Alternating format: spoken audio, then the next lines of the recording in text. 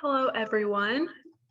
I want to thank you guys all for being here today and being a part of our Ask the Arborist. I'm really excited today for the program we have set up. You guys have sent in some great questions. I know we've got some great arborists here that are going to answer them for us. I just want to take a minute to introduce Trees Atlanta. So let's see. So our mission here at Trees Atlanta, sharing our slides. Okay. Oh. Okay. Hold on, guys. I just went through my whole PowerPoint on accident. There's a little bit of a lag in my computer. All right. So Trees Atlanta's mission is to protect and improve Atlanta's urban forests by planting, conserving, and educating. Today, you guys have already sent in a lot of questions, which is great. I have those ready to share with our arborists. I'm going to share those and then they'll respond to them in real time. Also, if you guys happen to think of anything while the arborists are talking, if there's anything that pops up that you would like to be answered and we have time, feel free to use the Q&A option or the chat feature to submit your questions. And then afterwards, you guys are going to get a link with the survey asking how we could improve or what you liked, just giving us feedback on this event, how you guys liked it, that sort of stuff. Here is our social media that you guys can use to get involved with us in different ways. We're on all three of these platforms at Trees Atlanta, and we would love it if you guys got involved with us in different ways, signed up for another Ask the Arborist, anything like that, we would be super appreciative of. So now I'm going to introduce our arborist. We have John Powell, who is a residential arborist at ArborGuard Tree Specialist. He is an ISA certified arborist. We also have Alex Beasley, who is our Associate Director of Donor Relations here at Trees Atlanta, and he's an ISA certified arborist as well. So now I'm going to open the floor to our arborists to introduce themselves, and then I'll start asking some questions. John, do you want to start us off? Got to unmute. We're going to work it out. You're good. We're learning. Sorry. Good afternoon, everyone. My name's John Powell. I am the residential arborist for ArborGuard.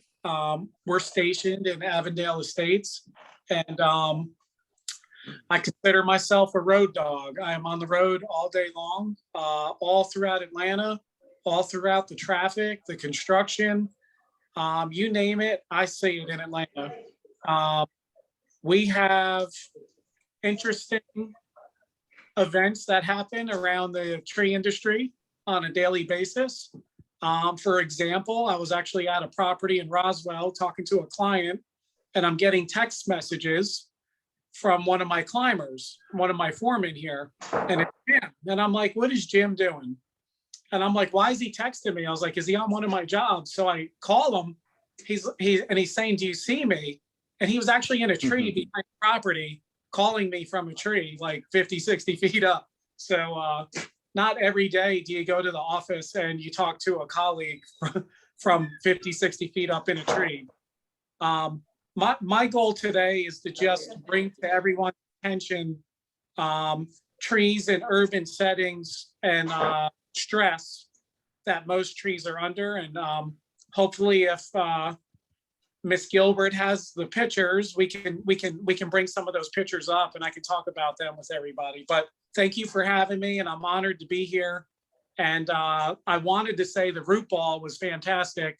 My wife loves the root ball. So if you have never attended the root ball, please attend the root ball. It's really a great thing. And me and my wife look forward to it every year. So heads up to the root ball. We won some pretty cool prizes. So thank you. Yep, that's awesome. Thank you so much for being here, John.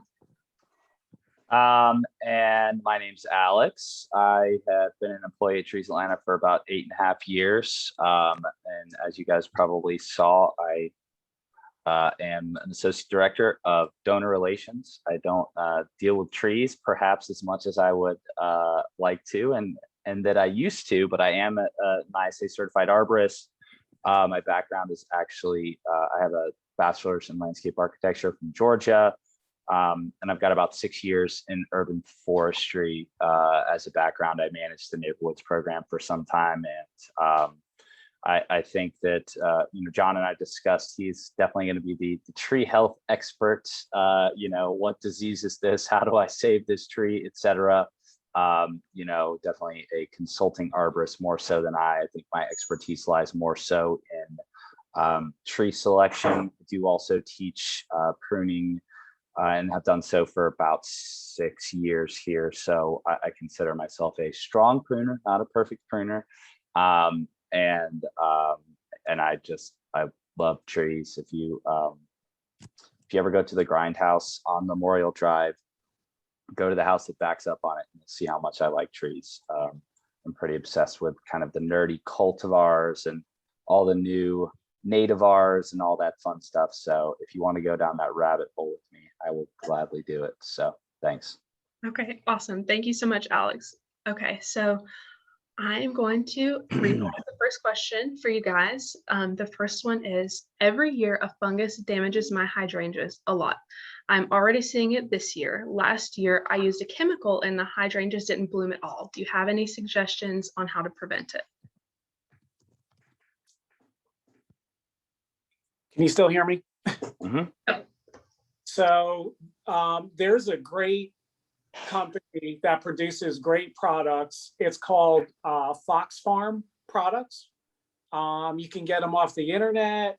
You may be able to get them at a local John Deere, Site One, maybe an Ace Hardware.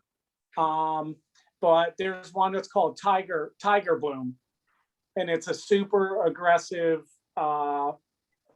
formulation. It has phosphorus in it, so it acts like a fertilizer and a disease treatment. I've had a client in the past that had azaleas. She said for 15 to 20 years, she's never had a bloom. I didn't have the time to constantly go out there. They needed to be sprayed basically every 2 weeks. But I helped her calibrate it. She put it in a can sprayer or a backpack sprayer, and she did this on her own, and she got her first blooms from those azaleas.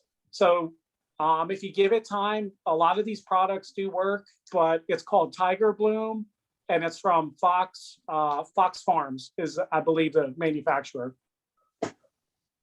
Okay, great. Okay, the next question says, I bought my house with 2 older dogwoods in the front yard. One died about 8 years ago from what I assumed was a termite attack at the base of the tree. A 2 or 3 inch wedge was rotted out of a 6-inch trunk. And they said, though I never actually saw the termites. That stump was conveniently removed when we redid our front sewer main, and I planted a winged elm in roughly the same spot. It did really well for about 3 years, then suddenly fell in a slight windstorm. The 2 main roots on the dogwood side appeared to just break off about 18 to 24 inches from the trunk, though they were about 2 inches in diameter. I replaced that elm with a black gum last March. It was about 4 feet away from the elm spot and closer to the dogwood's location, and it never flushed out this year, so I dug it up to see if I could find anything wrong, like maybe a girdler. There was no girdler, but the root ball was slimy and they sort of fell apart in my hands. I did some online research and suspect I have root rot from the original dogwood. Does that sound plausible? If so, is there anything I can do to remediate the area? So I read this question when I first got it a week or 2 ago, and then I went over the question again last night, and I started thinking about it. So generally, dogwoods have anthracnose, and a lot of the time, dogwoods get Phytophthora root rot. Dogwoods naturally are an understory tree, so they like to be under bigger trees. What happens in Atlanta is sometimes our bigger trees decline. or there's construction, right? There's a lot of that going on. And these bigger trees are removed, maybe from a storm, or they fall over because of root rot as well. Well, these dogwoods are still usually left standing there. And they start, getting pounded by the sun, and they're a little more exposed to the elements, and they're a little more susceptible to these problems. It sounds like a combination of things have happened. Dogwoods do get anthracnose. They can get phytophthora root rot. So it's important to prune all the dead out of dogwoods and keep the base of the trees really clean. Mulch, natural mulch, I would say is the best. And you can go online and fill out.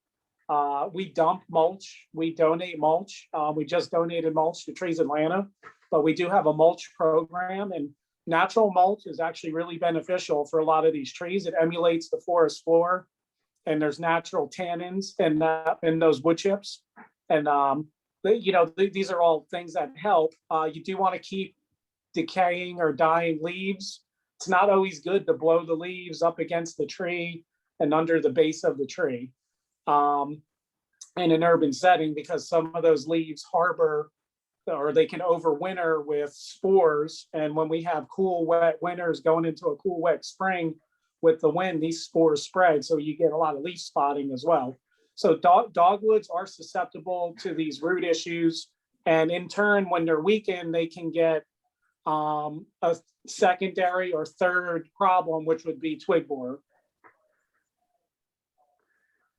So, John, what would you think about, so when he or she are having the seemingly unstable roots and root rot, once the dogwood is gone, it would lead me to believe that all of those trees, you have a stability issue for the second tree and then root rot for the third, that there's a big moisture problem where that tree is sited. That would be my humble professional opinion. What do you think about that?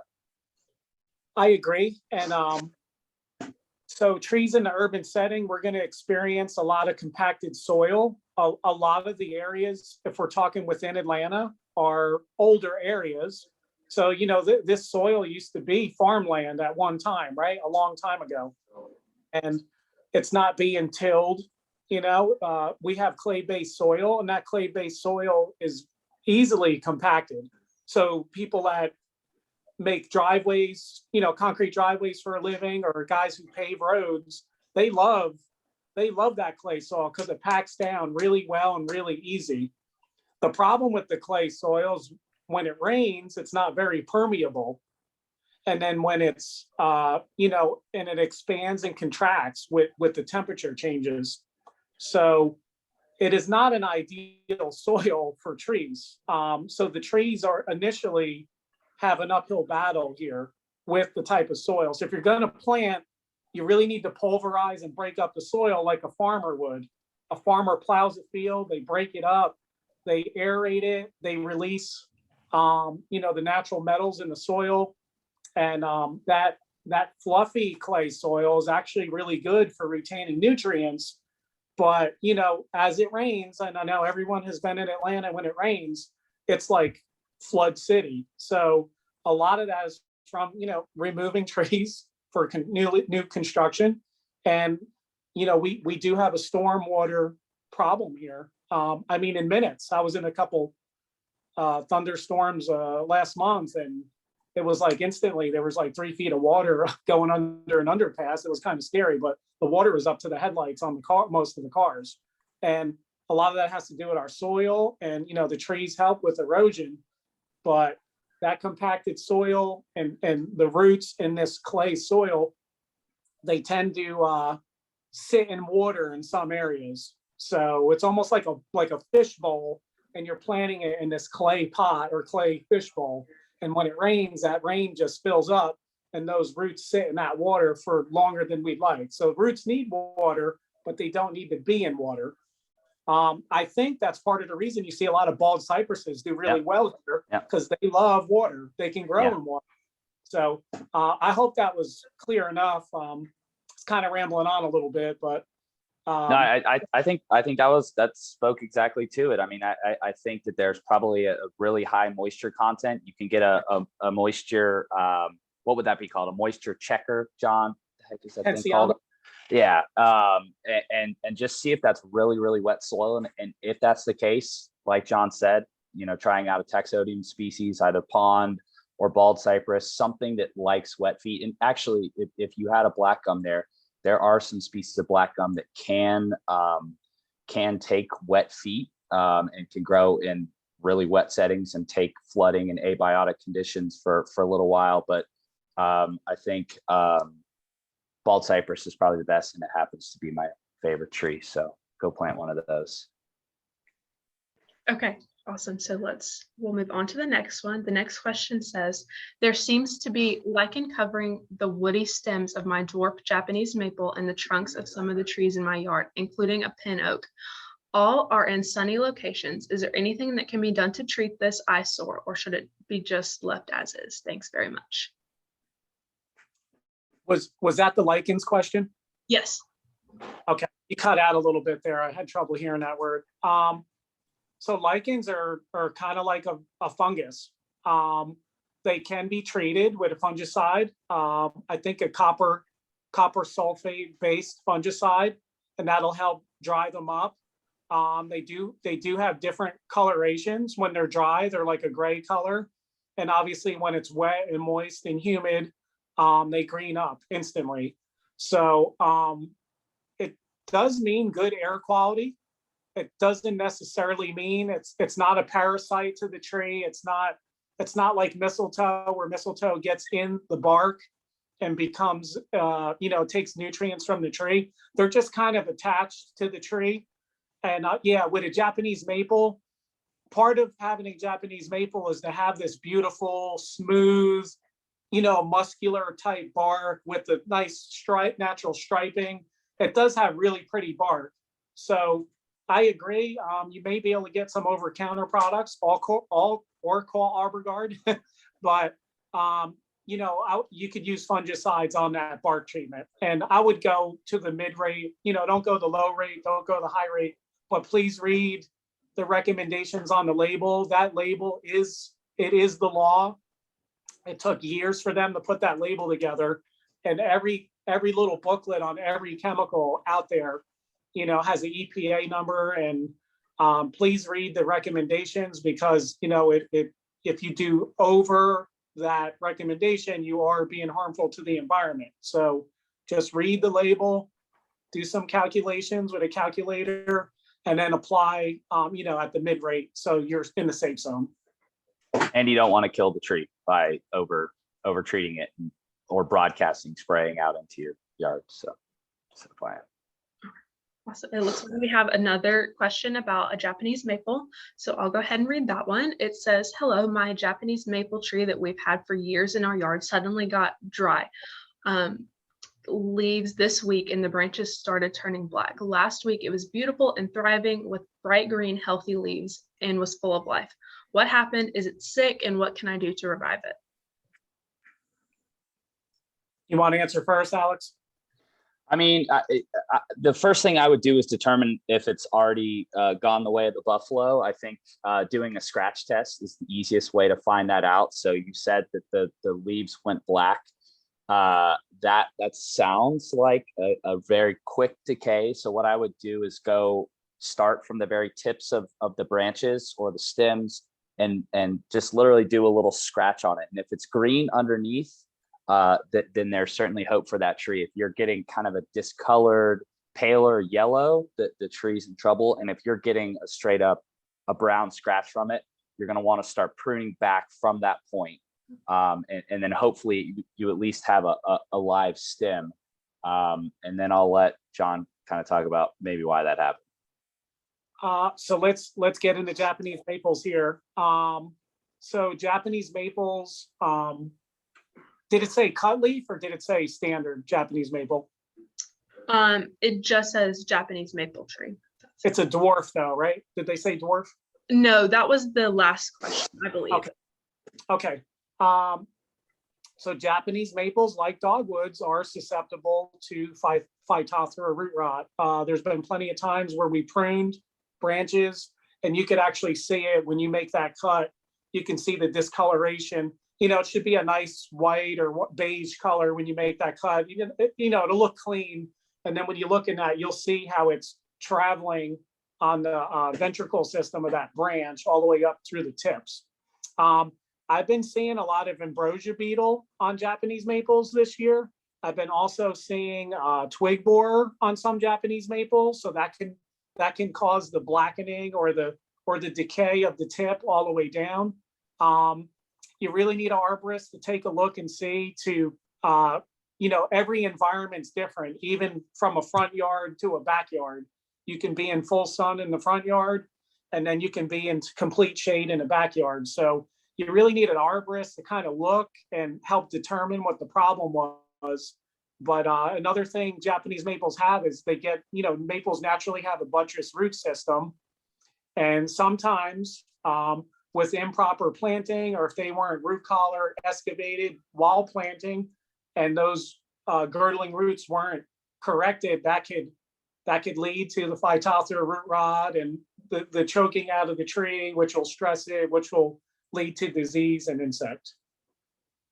If I can kind of piggyback on that and the kind of flooding root ball issue, those are two of the main things that we teach in our planting demos. If you guys have been on any of our neighborhoods projects, you know, obviously you want to have your hole at least twice as wide at home. If you have the time, do 2.5 or 3 times as wide, just to give it space to grow, but also striking those sides, making kind of fissures in the side in order to not make, you know, John mentioned it looks like a fishbowl sometimes when you have, you know, flooding situations. So striking those sides is really important. And then really the most important thing is really spending the time to unravel your root ball as much as possible, because when they start in these little tiny containers, they start to circle around in their search for oxygen and water.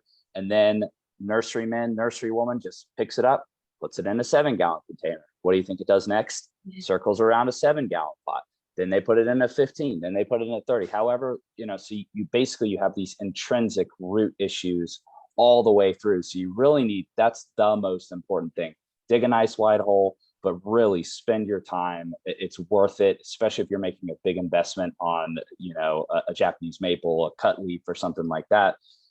You're talking hundreds of dollars. Spend an hour on the root ball. Try not to tear them. If you tear a handful of them, if you have to cut some of the girdling, you know, it might harm it in that first year, but really making a truly independent root system that you can splay out is super duper important. So spend the time to do it. All righty. The next question says, what are the best resources for identifying pests and disease and treatment plans?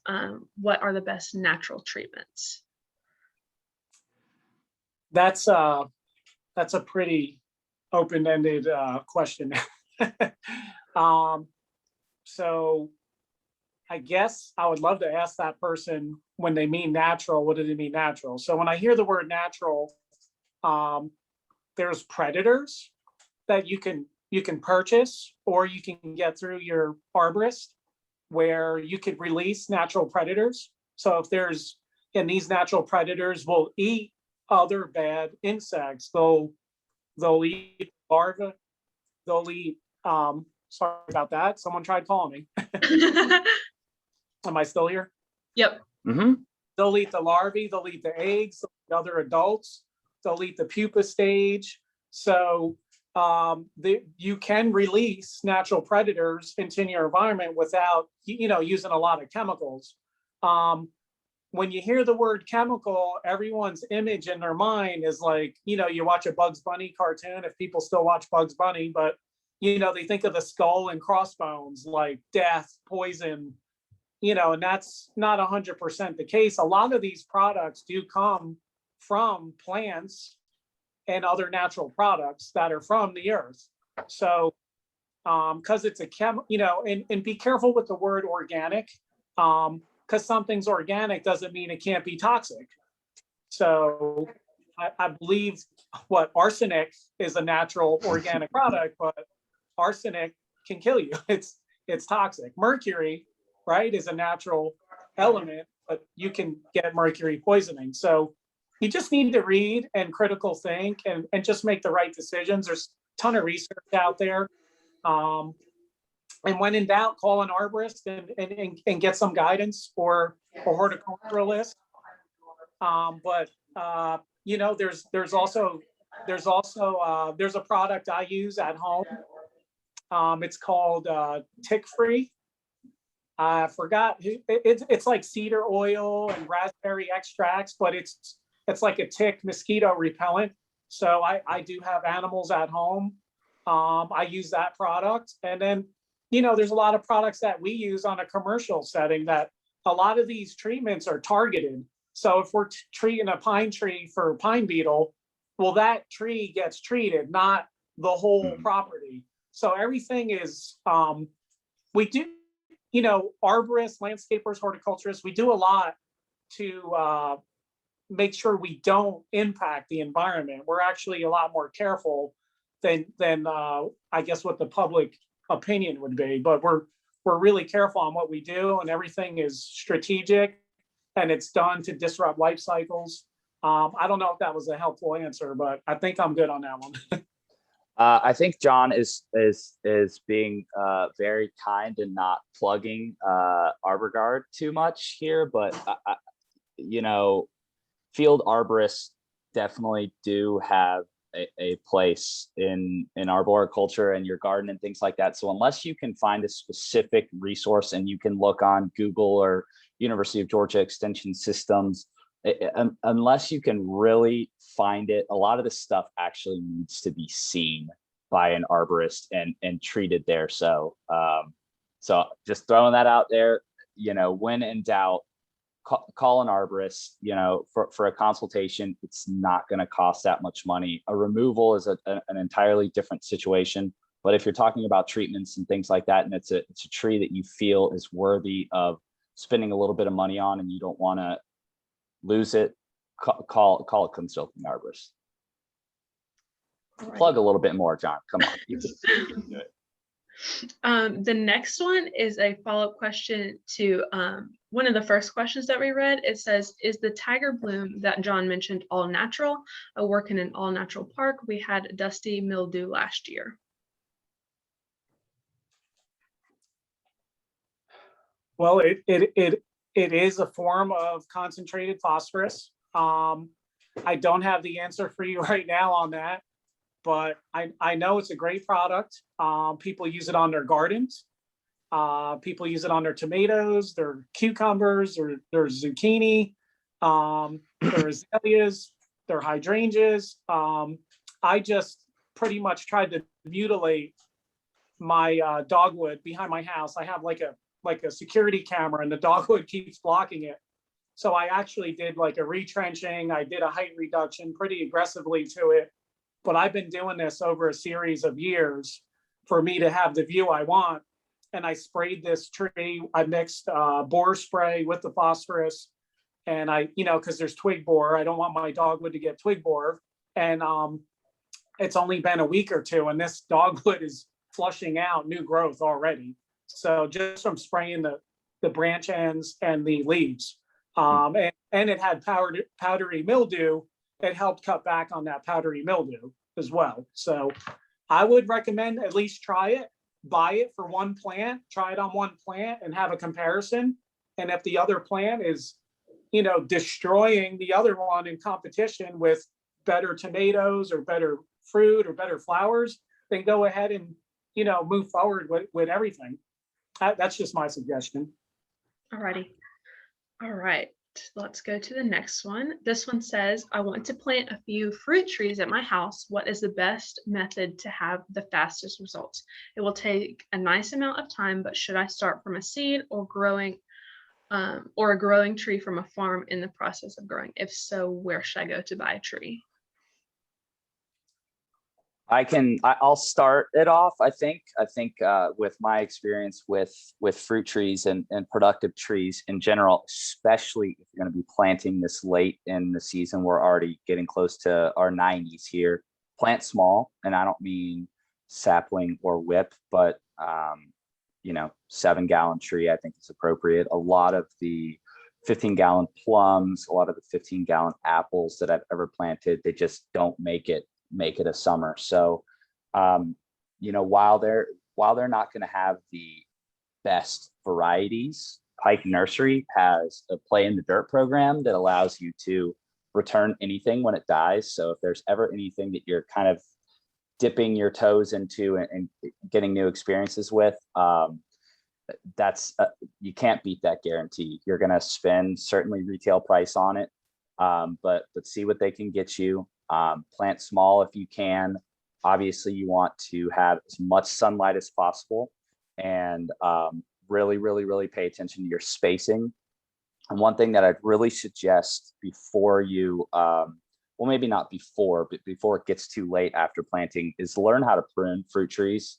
It's a completely different method of pruning. You're doing like pollarding, keeping your branching structure kind of splayed across the sunlight. It's totally different than establishing, you know, apical dominance with an overstory tree or something like that. So invest in a fruit tree pruning booklet, and try to go native. I mean, I just got to plug that. You know, they're going to have the relationship with the pollinators and our birds and things like that, unlike something like a, you know, Japanese persimmon. Even though it's going to be super fruitful, it only does really much good for you. So John, I'll let you take it from there. I 100% agree with that. Go small, and you could actually like correct and prune this thing, plant it properly with the roots, and you can design this tree to be beneficial for you as time goes on. Now, I see fruit trees a lot on a day in, day out basis. Most fruiting type trees in this area have disease issues, and when they get the fruit, it's really hard for a lot of my clients to harvest the fruit because the ants, the bees, the bugs, the squirrels get to it first. They're a little more in tune with what's available to eat to survive because they live outside. You know, we go to work, we bring the kids to soccer games and travel and go shopping, go on vacation. You come back, oh man, I had cherries on that cherry tree and they're gone. The ants ate them all. And I see it all the time. Just if you're gonna start managing fruit trees, really try to be dedicated. That's all I can say. Yeah, it's a different world of arboriculture. It really is. You're talking about netting and structures around it to keep the squirrels from getting every single one of they will get every single one of your peaches. So yeah, just know that you're going to be feeding wildlife as well, which is certainly not a bad thing. Alrighty, this next one is about roots. It says, can you also talk about the intricacies of the root system on trees? Also kind of an open-ended one. They're very intricate. John, take it from there. All right, let me shut the lights off and light a candle. We'll get let me get the bongo out for you. Let's do it. So intricacies. So basically, I'm just going to say one thing on this. I don't have all the answers on roots.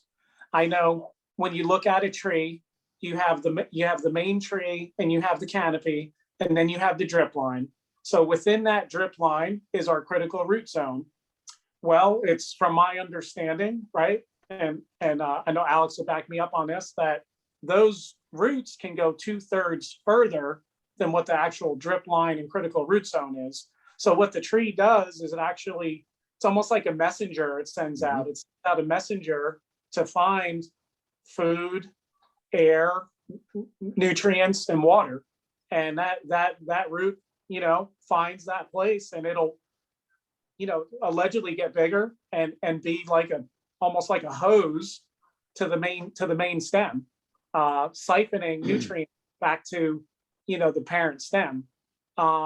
Another thing with roots is when you look at a tree, and we're talking about a lot of girdling root problems, right? We're talking about when you're properly planting, breaking those roots up.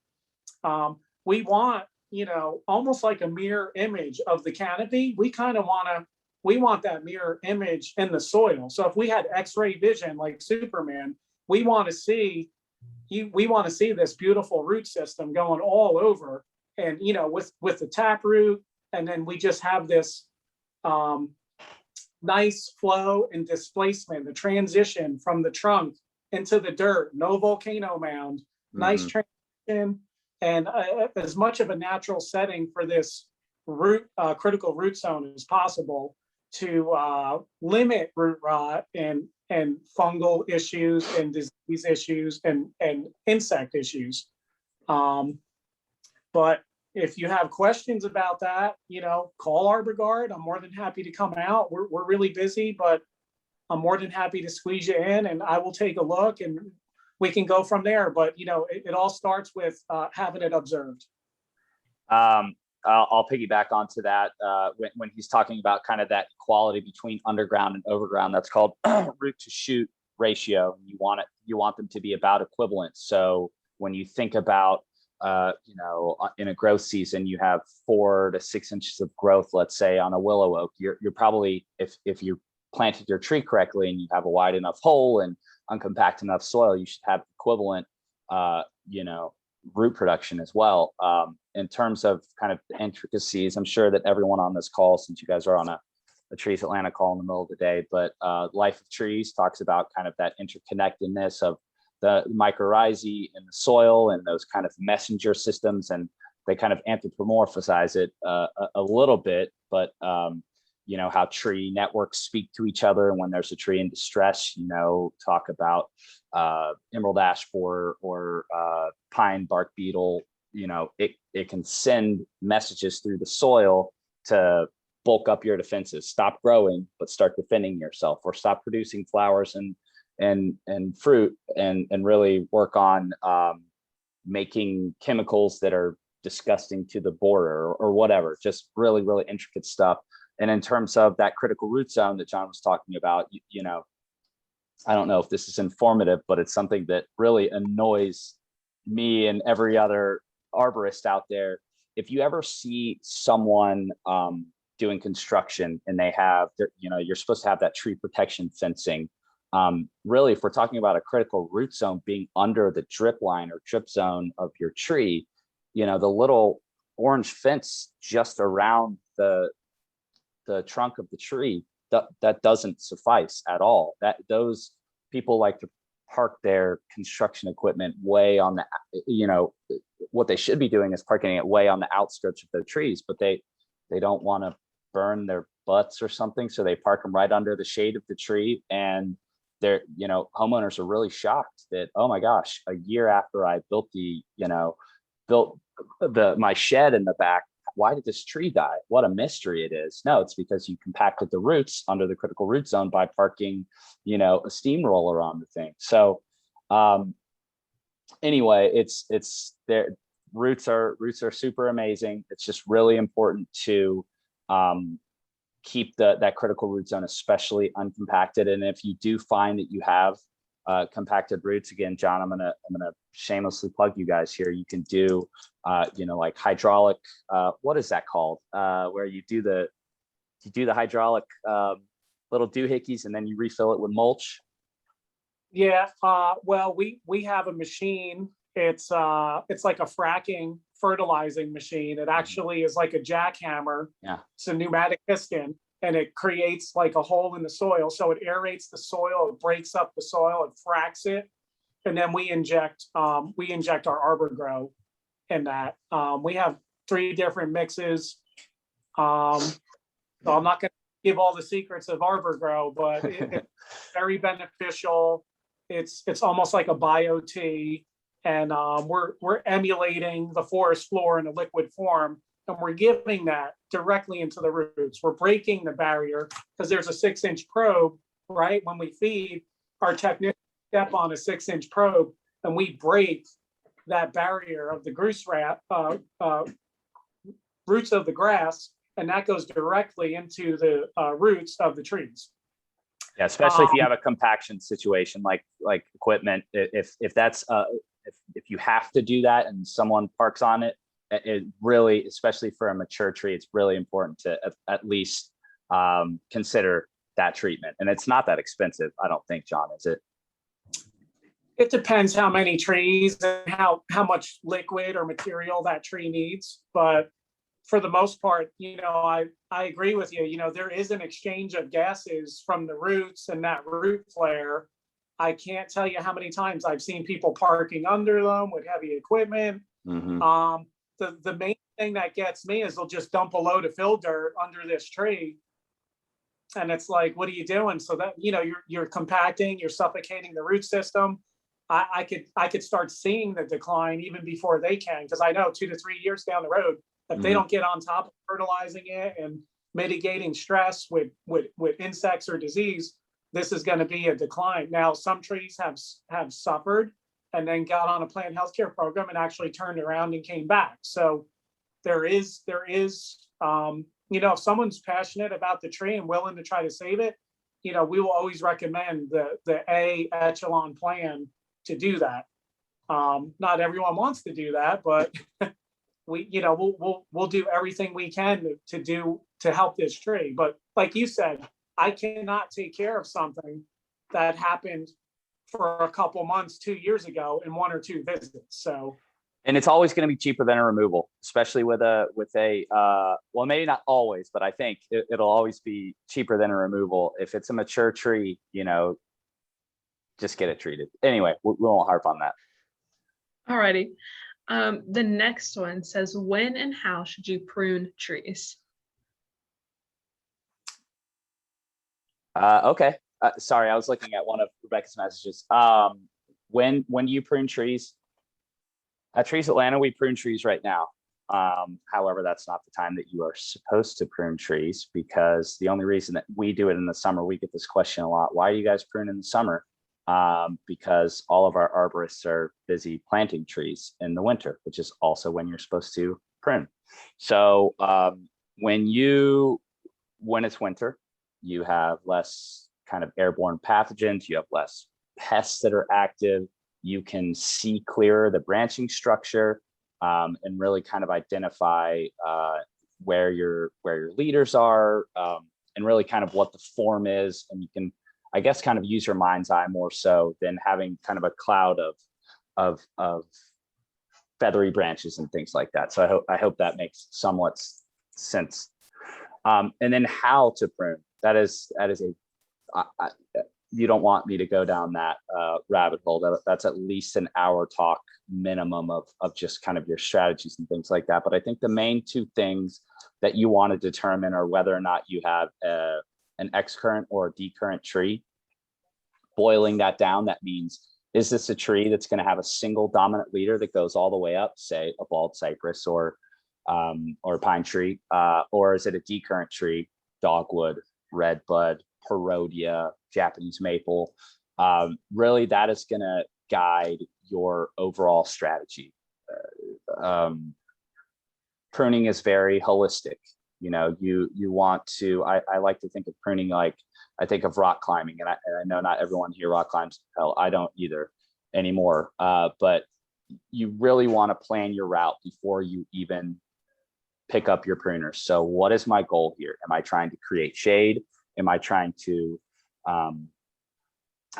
make this ornamental? Am I trying to crown clear? Am I trying to, it's really worth getting a book. I can't really recommend a book off the top of my head, but the number one resource that we pass on as a bulldog, I hate to say this, but University of Florida, Dr. Brett Gilman, I believe is his name. He has some free resources on University of Florida's horticulture department. We also offer free pruning classes. Pruning 101 is all online. And I think it's going to be for the foreseeable future. It is super jam-packed with really just about every question that you could have for residential pruning needs. And before I pass it to John, don't top your crepe myrtles. Don't top your crepe myrtles. All it does is cause issues for people trying to pull out of the neighborhood. It causes suckers, and really ultimately just damages the tree's health. So John, if I missed out on anything major there, hit me. First of all, I'm a big fan of Dr. Gilman. I love Dr. Gilman. He has some amazing, if you could ever get anything from Dr. Gilman, he's an interesting person. He's super smart, and he's done a lot of interesting research on pruning objectives. So to piggyback on what you're saying, before you prune a tree, what is the objective? So like Alex was saying, are we doing some roof clearance off a bigger tree? Are we doing structural pruning where we're actually removing certain leads? Say if it was a red maple, we're removing certain leads up in that upper canopy to allow this tree to have a better structure as it gets bigger. And we don't have codominance where they break or tear and have other issues. So always identify the objective. And if anything's higher than 4 feet, call a professional climbing arborist, because 4 feet is a dangerous height to climb from, believe it or not. And if you need to leave the ground, call an arborist. People should not be climbing trees with ladders, circular saws. Please be safe when you're pruning trees. Wear eye protection, hand protection, cover your legs so you don't cut your legs, and a hard hat would be ideal. And I know you may look weird in your neighborhood with all that stuff on, but if you get knocked in the head by a dead limb while you're pulse sawing a tree, that can knock you out or create a wound. So always be safe. And it's called ANSI A300 standards. That is like the North America handbook on how to properly prune trees. Basically, it's like a law book for arborists and tree guys. So if you're not removing a tree, you should not spike a tree. There is a guy who I worked with up in the Northeast. He's from Maryland, and he was like basically the tree arborist policeman in Maryland. It was actually Baltimore. He actually got a guy arrested for spiking a tree that wasn't being removed. So, I mean, it is that serious, and it's not quality arboriculture. You need John, what is spiking? I don't even know what that is. Spiking a tree. Spiking a tree, it's when you wear the gaffs on your legs to climb a tree with a Dutch, like a logger would wear. So when we remove trees, we wear spikes to give us more stability and movement and balance in a tree. So spiking a tree just to prune it is bad. You want to ask whoever's coming to your house and giving you a quote, what kind of climbing do you do? It's either rope and saddle, and you could even trick them, say, do you spike trees? And if they say, no, we only spike trees that are being removed, then that's maybe someone you want to talk to. I'm going to leave it at that. I think, just one other thing I want to mention. We have a really good resource on treesatlanta.org. It refers to right tree, right place. I think that is the most important thing for pruning, is just to plant the correct things in the correct spots before they become a pruning issue or a disease issue, or John was mentioning the dogwoods getting powdery mildew or getting leaf scorch and things like that. If planted in the correct spot, let's say decurrent trees or understory trees really don't need pruning, because in the wild they grow under a mature canopy, and thus they don't need any training. They train themselves. The only reason that we need to prune is because we're putting, let's say, an oak tree in full sun, which really shouldn't exist unless there were a tornado that just came through. If there were a tornado that just came and ravaged, Reynoldstown right now, the plant life would naturally go through succession, and those hardwoods would later come up and start as a sapling and have a single dominant leader that would eventually reach the crown of that mature forest, and then it starts to splay out. But when we're putting them in a 4-foot right of way in full sun for 13 hours a day, it's gonna basically become a bush. Why become a tree when you can become a bush? So that's why we have to prune these trees when they're young, is basically to have them work for us. So making those decisions from the onset, right tree, right place, are really important. again, it's worth taking the time to do your research so you don't end up having to take care of a tree for the rest of your life. And that's the same with topping. You know, once you top it once, it's basically bound to pruning it for the rest of its duration. And look at a mature, sorry, this is my little tirade on crepe myrtles, but look at an untopped crepe myrtle and how gorgeous, and you know, the fissures and the muscular bark. And yeah, I don't really get the topping thing. So if any of you do that, I would strongly reconsider it. I won't mention topping again. Alrighty, this next one says, Alex, you mentioned planting might be difficult right now because of the heat. When is the ideal time for planting trees in general, and specifically when is the best time to plant fruit trees? Well, don't let Home Depot or any of those goobers tell you that spring is the time to plant. It's fine, but really ideal planting temperatures are when it's cold.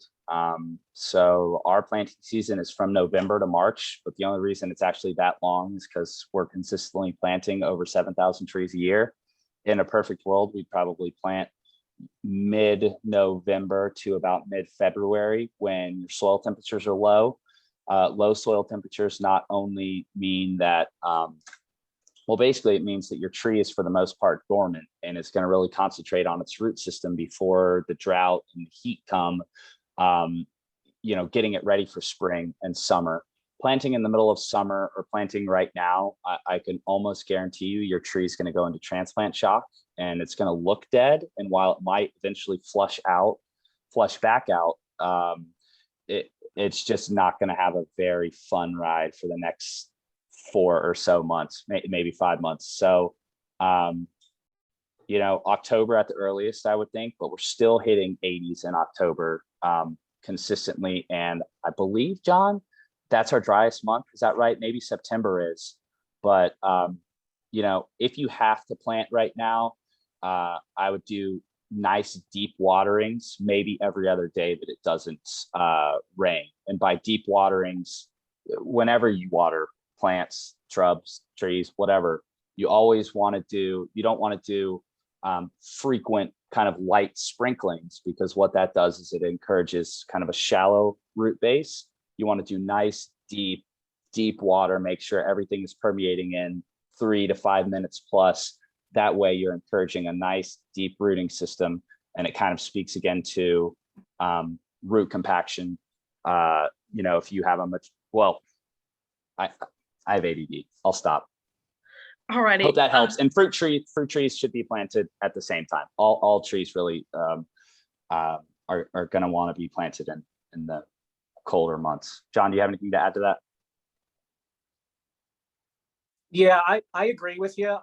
Personally, I like Thanksgiving time as like my starting point, I would say, in the back of my mind. You could even go like mid-November, like you said, and that has to do with like backlog of a company you're hiring. And I would say the safe zone would be November till early April, really. If it got a little later, you know, we still have some cold weekends in April. It just depends on the year. Some years are like hot and moist, or some years are wet and cool, or if it's just like cool and sunny, that's actually perfect, really. But I would say the threshold based on backlog from a company when they could actually get to a property within that time of, you know, reality waiting for someone to plant a tree, or if you're doing it yourself, November to early April. And I would cut it off there. And April's really pushing it. I would say ideally early March, but if you had to go into April, it's not so bad. Yeah, you could see Trees Atlanta's mortality rate go up the longer it gets, and we have been desperate. We have had to plant into May, and your mortality is up to 30%. It's not great. Doesn't matter if you're watering it every day. It's just trees don't want to be planted in the heat. This is what it is. All right. Well, we have just a few minutes left. I know John shared with us some photos that I know he'd like to run through. Rebecca has those. So if you just want to let her know when to skip to the next one, she can go ahead and put those on the screen and we can go through those. Oh, great. Okay. Okay. This Can everybody hear me? Mm-hmm. Yep. This was a Japanese maple, right downtown. I think it was Ansley area of Atlanta, and really nice home. It was by an old carriage house. I'm not sure how old the tree is, but it had significant. I believe it had root issues from compacted soil. It has a walkway all around it. And this tree pretty much has outgrown its environment. And, it looked like it had some root rot issues that led to some bark disease issues, chunks of bark falling off. I seen some tip decline in this tree. And then here we go. We have, I believe this is ambrosia beetle activity. So this tree is scheduled to be taken down. We do have a permit on the tree. Anything over, I believe it's anything over 6 inches in Atlanta needs a permit. So if you want a tree to be looked at, if it's dead, disease, or dying, they still need to look at it. So you need a permit for everything. But this tree will have to be taken down, unfortunately. But these are the results of compacted soil, root rot, and it leads to this is the end. This is the end of the line for this tree is the ambrosia beetle boring insect attack. And this is going to be a done deal as soon as we get into the hot months where it's hot and dry. You could go to the next picture. Here's that maple again. There's that old carriage house to the left. And you could see it's a really tight yard. And believe it or not, on the back side of this maple is a pool. The pool's like 8 foot by 20 feet long. So maybe at some point when this pool was installed, it could have affected the root system of this tree. You can go to the next one. And that's it was hard to take this picture, but that's a center dead lead up in the main center of this. And then to the right, you can't see it. There's more dead. But as soon as I see the dead dying tips, I automatically think of root decline. Just like Alex talked about before, we want the upper canopy and the lower root system to kind of emulate each other. Well, if there's some decline in the roots, you're going to get decline in the top. Next. That's that big decay part of that tree. Just another example of, this tree's mortality downward spiral. Next. There's the dead main lead. Okay, this picture was in Alpharetta, Roswell area. Actually, I'm not gonna lie, I went to a Chipotle and I got a tofito. I got a tofu burrito. They're actually delicious, so you should try it. But while I was there, I'm looking at how busy it's tremendously busy in this parking lot. And we have these big, beautiful willow oaks. Well, willow oaks grow really fast for an oak. Oaks usually kind of grow slow. Willow oaks grow really fast, almost like a willow tree. And look at the size of the diameter of that tree. It's the size of that big pickup truck's door, basically. And we have basically a 10-foot circle to support this tree. I would consider that almost like a volcano mulching. In a way, and over time it has eroded away with rain and people walking on it. But this soil is extremely compact. You can go to the next picture. From a distance, you can see the tip decline on this oak tree. This is the same parking lot, just a different tree.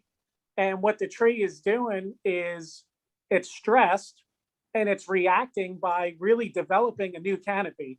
So, maybe a maintenance company comes in there and they elevate it so you can see the signs in the windows. And all this tree is doing is trying to feed itself. So it's producing a huge canopy with more leaves, but it doesn't have enough of water to transpire because it's in pavement and it's baking from underneath because the heat is radiating from underneath and it's also baking from the sun on top. So this tree's in stress and it's developing another canopy and closing down its tips.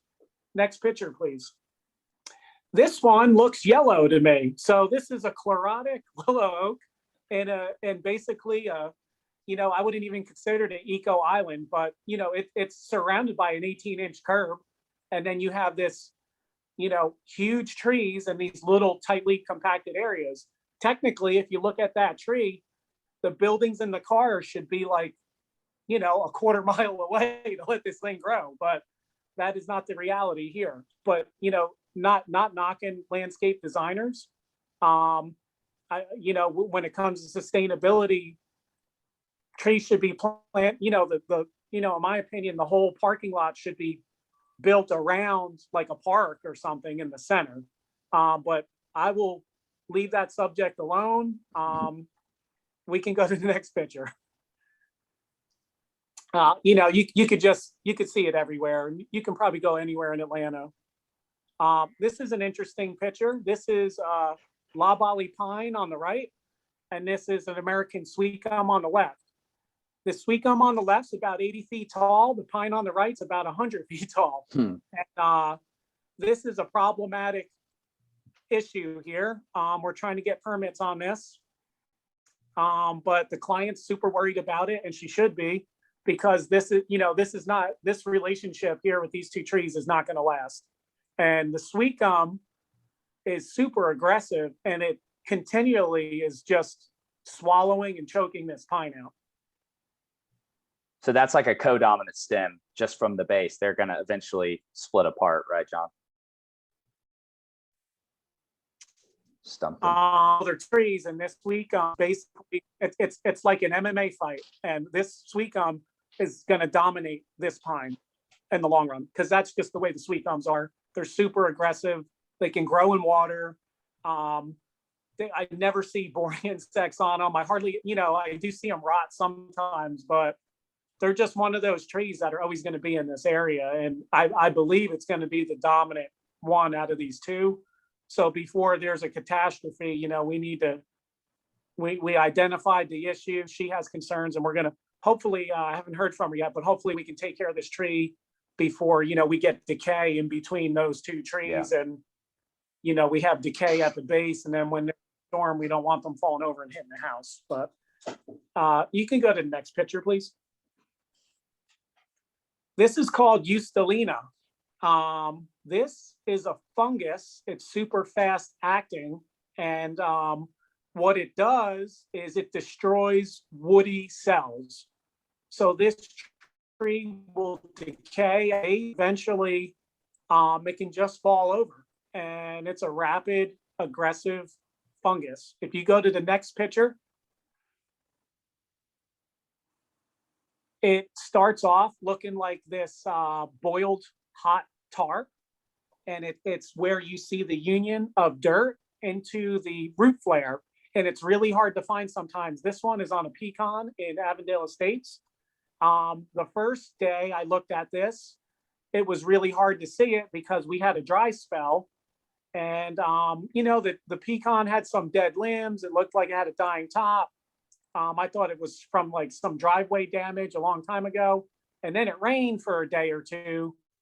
And that Eustelina was instant. It instantly came back. It showed its color. It's like a whitish gray color. But initially you'll see this first. Please, next picture. Hey, John, can I say, I think as a general rule of thumb, whenever, and correct me if I'm wrong, whenever you see kind of a fruiting body, you know, kind of those mushrooms or an outbound fungus growing at the base of the tree, you probably say that's a good rule of thumb to actually call a consulting arborist at that point, because that usually means there's either a severe fungus or some decay coming from the internals of a tree, right?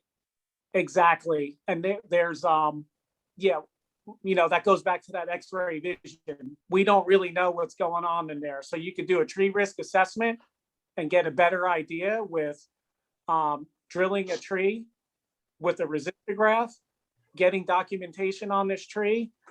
Tree risk assessment is not an opinionated thing. It is something the International Society of Arboriculture came up with. It's a standard form of risk assessing a tree. It's like a flow chart. And it basically, at the end of it, it gives you a rating of high risk, low risk, or moderate risk. And if you're seeing a lot of this at the base of a tree and it's near a fence, a wire, or a house, you really need to start thinking you might have to take that tree down. You might not be able to reverse this. Most likely not.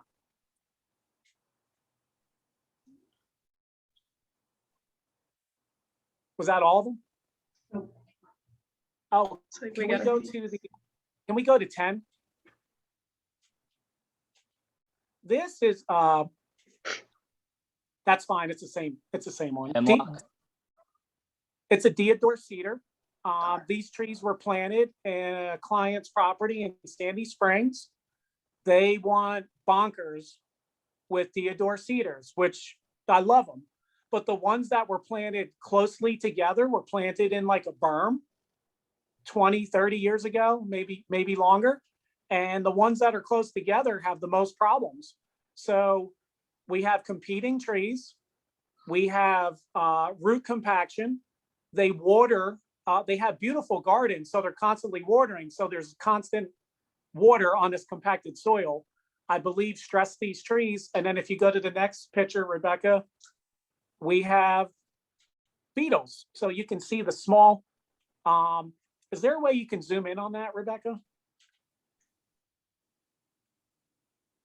Yeah, if you look closely, you can see, and the more I looked, I mean, if you look really closely, you can see these borer holes all over this bark, in the bark cracks, in the bark plates.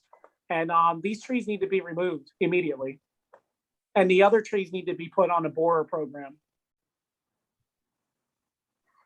But that's what you start seeing. This is an interesting one I've been seeing this year. I've seen this on 2 or 3 different properties. And it was like all of a sudden, I believe it started in mid-May, but this is called Tabacia leaf spot. And this is on a black oak. And I've seen them. I see them a lot on southern red oaks. It doesn't mean the tree is going to die. At first, I thought it was bacterial leaf scorch, but we have a good support system here with the labs. So we believe it's Tabacia leaf spot. The tree will defoliate and flush out new growth. So you can do bark injections for fungicide to help. Those injections can last 2 to 3 years. You could also fertilize with phosphorus, and that'll help with the stress of this tree. But if you let it continue year after year, it can harm the tree, but mainly it's aesthetic. And it's kind of frightening when you have a 50-inch oak over your house and all the leaves drop. But if you see this, call ArborGuard and I'll come out and I'll make some recommendations for you. You can go to the next one, please. This is a dogwood on the south side of Decatur. This tree, I believe, had bigger trees over it. So here's a dogwood that grew under a larger canopy tree. The house is from the 50s, so it is an older neighborhood. And through exposure with the sun and I believe phytophthora or root rot and anthracnose at the same time has led to the demise of this tree. This tree had twig borer and it had ambrosia beetle. By the time I was looking at it, the client was like, "Can we do anything to save it?" And unfortunately, I have to rip the Band-Aid off and be honest and say, I'm sorry to tell you, but you're going to need to remove this tree and maybe replant a new one. But, you know, once you start seeing insects like that, you want to try to get that plant out of there because they will find others to attack. And then there you go. There's the sawdust and the frass from the boring insects. Sometimes you'll see I call it penciling, but you'll see like a tube come out. Haven't seen too many tubes lately this year, just been seeing a lot of sawdust. Almost looks like beach sand. Alrighty, I think that was the last one that we had. So thank you so much, John, for sharing that with us. That was some great additional information. It was great to have the visual as well. So super grateful for that. Just want to thank you guys for your time today. It's been great. I know there was a great thread going on as well. So that was perfect. You guys provided some great information for us. So thank you so much. The link will be available to this recording of the Zoom session. That'll be available. That'll be sent out via email. We'll also upload it to our YouTube channel, so it'll be available there in case you want to go back and review anything Alex or John said, or any of the pictures or anything. So I think that's about it. Thank you. Thank everybody so much for being here. It was great. All righty. Thank you very much. Bye, y'all. It's been real, John. Take it easy. Bye. Bye, everyone. Thank you, Bye. Alex. I'll see you around.